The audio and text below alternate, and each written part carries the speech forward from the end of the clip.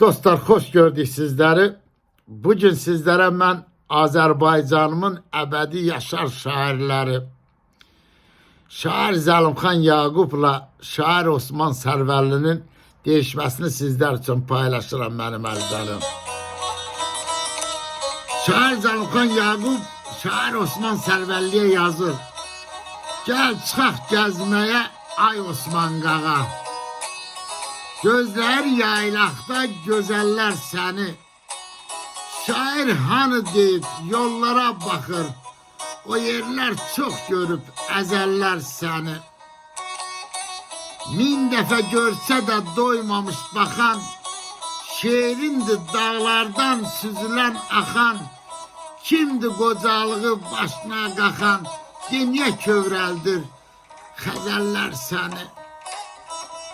Çiçəklər döşənib sən gələn yola. Qışda da inanma sarala sola. Təbiət zamanla verib qol qola. Yaşadar qəlbində yüzillər səni.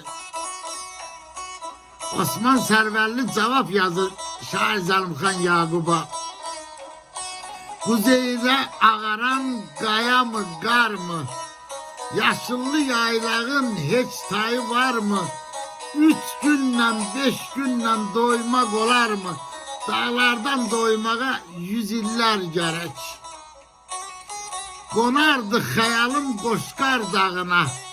Quş kimi qalxardı yar oylağına. Ömür bağçasına, könül bağına. Vaxtsız düşməyəydi xəzəllər gərək.